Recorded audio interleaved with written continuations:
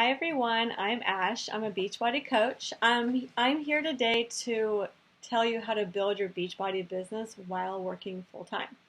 So I work full-time every day, Monday through Friday, as a school psychologist. I have zero downtime. Sometimes there's not even time for lunch. I'm also a full-time doctoral student, so I go to school every other weekend with tons of work and reading and papers and projects to do during the week. However, working as a Beachbody coach aligns with my goals of wanting to help people be healthier, happier.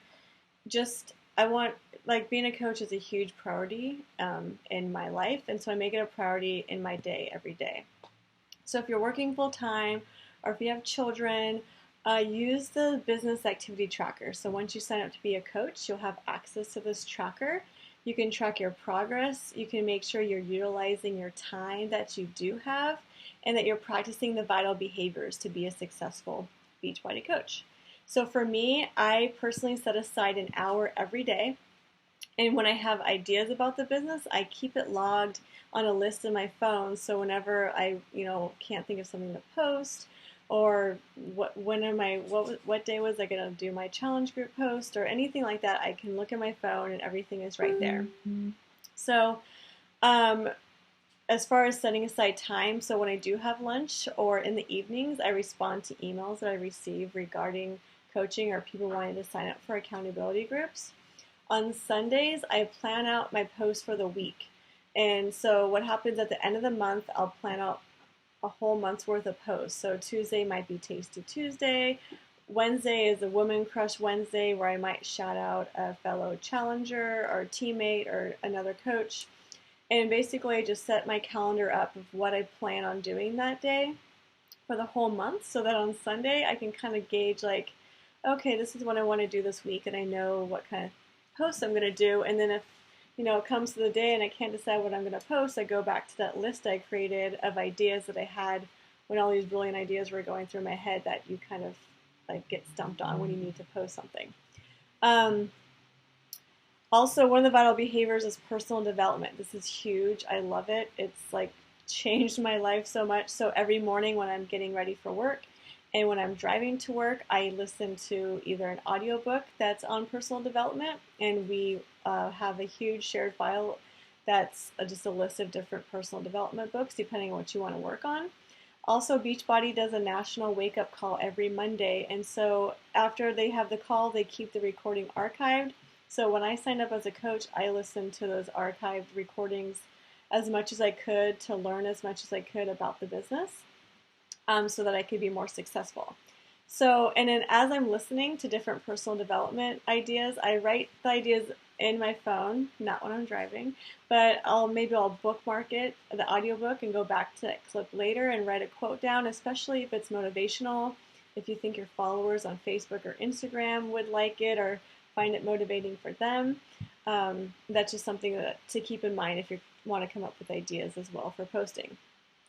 If you want to make this a full-time business, that's my goal, to make it a full-time business. I just started a few months ago, and my goal is to be able to live a life where I can stay home with my kids one day when I have kids. Or if I want to take a vacation, I can take a vacation. I don't have to dread going in some days. Sorry, I'm getting these notifications. I want a life that I can live how I want to live it that day, that week, that month, that year, whatever.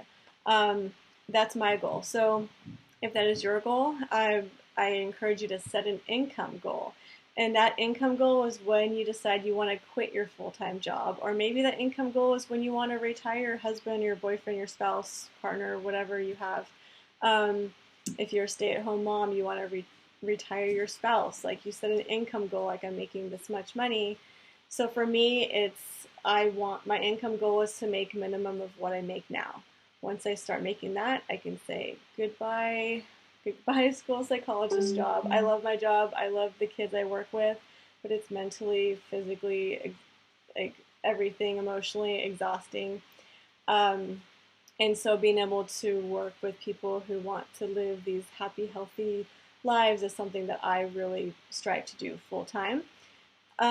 Just remember, everyone is pulled by something. If it's working full time, if it's going to school, if it's children, if it's just life in general, if it's all of it put together, which is probably most of us, you just have to sacrifice some time or find 10 minutes here, 10 minutes there. It doesn't have to be 1 hour at a time that you find to set aside. For me, it was TV. I never thought I would like TV, but as I got older and I finished college, I started working. Like I come home and watch an episode or two of something. But my goals are more important to me than watching the latest episode of a show. So I haven't seen any of my favorite shows from last season that are already have a new season coming out right now. But like they're not going anywhere. They'll be there in a month or a year, whatever. Like if I'm sick one day, which I'm never sick anymore because Shakeology is so healthy and keeping me energized and going every day. But if I get sick, maybe I'll watch an episode or two. But it's just not, I don't care anymore. And that time that I was using to watch TV or to lounge around, I'm still lounging around, but I'm being productive working my business. So I would love to hear from you if you have any questions or comments, and I hope you enjoy the rest of this sneak peek.